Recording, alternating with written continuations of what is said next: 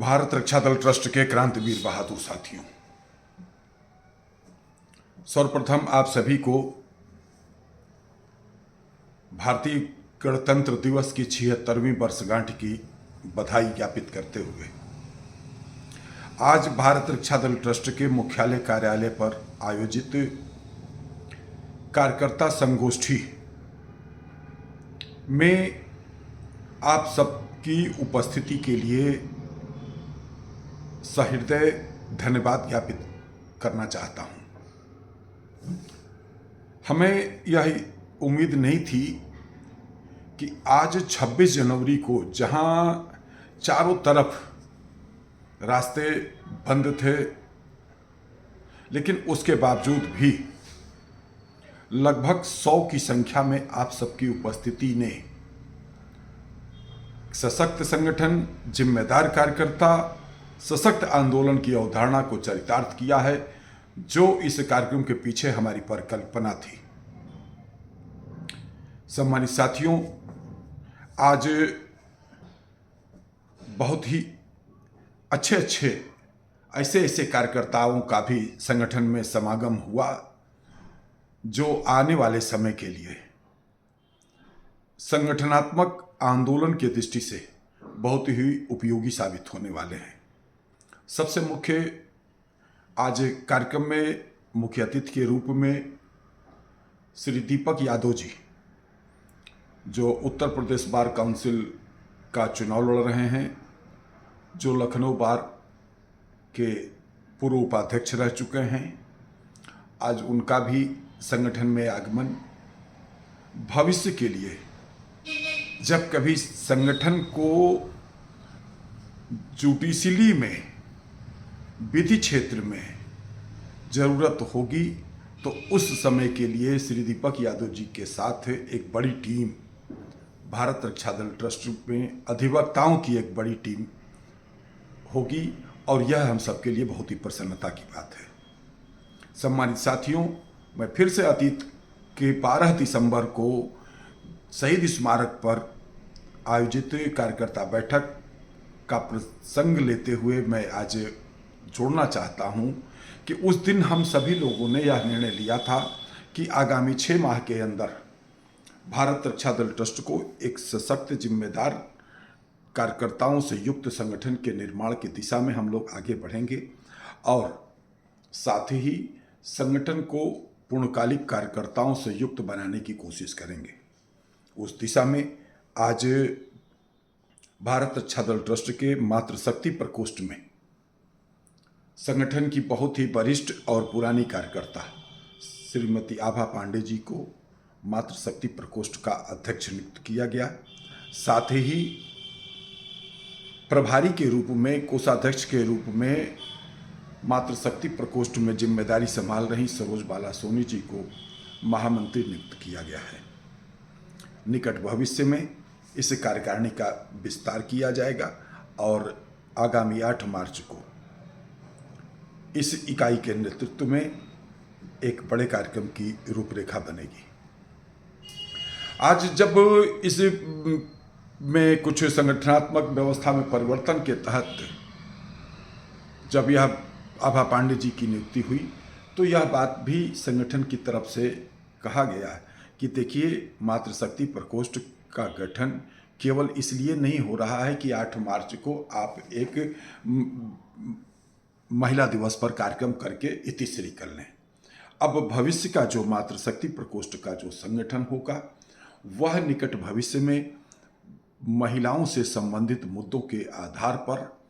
उनके साथ कहीं अन्याय, अत्याचार, शोषण व अन्य जो दुराचार संबंधित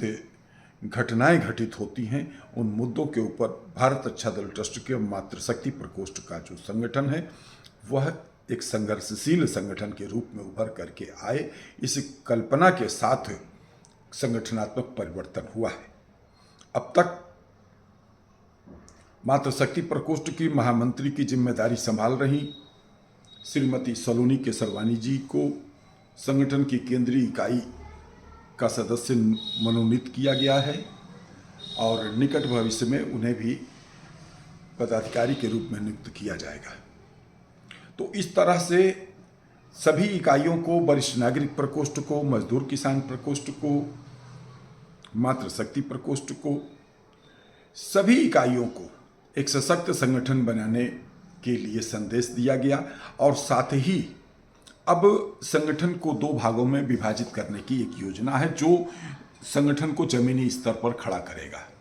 नंबर 1 जो मुख्य कार्यकारिणी होगी उसको हम एक प्रकार से नगर समिति भी कह सकते हैं, और उसमें उन लोगों का चयन किया जाएगा जो कि संगठन के जहाँ कहीं भी कार्यक्रम हों उन कार्यक्रमों में वह जो केंद्रीय समिति या नगर समिति के जो लोग होंगे वह उन कार्यक्रमों में रहेंगे। नंबर 2 क्षेत्रीय स्तर पर, विधानसभा क्षेत्र स्तर पर, वार्ड स्तर पर, मंडल स्तर पर भी संगठन बनाया जाएगा, जिस स्तर पर भी संगठन का निर्माण हो सकता, और उस इकाई में उन लोगों को पदाधिकारी के रूप में नियुक्त किया जाएगा जो केवल अपने मंडल क्षेत्र, अपने सीमा क्षेत्र, अपने विधानसभा क्षेत्र स्तर पर जो है काम कर सकते हैं और व्यापक स्तर पर, बड़े स्तर पर काम नहीं कर सकते हैं। तो कहने का मतलब यह है कि कोई भी वह कार्यकर्ता, जैसे कि कुछ लोग को होता है, अरे ये कार्यक्रम तो वहाँ महानगर में है, हम उतना दूर कैसे पहुँच सकते हैं। कोई कहे अरे इंदिरा नगर में कार्यक्रम है, हम वहाँ कैसे पहुँच सकते हैं। तो कोई बात नहीं, जो मुख्य टीम होगी उस टीम के लोगों को तो जहाँ कहीं भी संगठन का कार्यक्रम होगा वहाँ पहुँचना होगा। और दूसरा जो क्षेत्रीय समिति के लोग हैं जो दूर के कार्यक्रमों में नहीं पहुँच सकते हैं वह क्षेत्रीय समिति की इकाई में मनोनीत होंगे। तो इस प्रकार से भविष्य की संगठन की एक संरचना बनाने की दिशा में आज हम सभी लोग आगे बढ़े हैं। काफ़ी गंभीर बातें आज आप सब ने जो है रखी, और साथ ही हम आप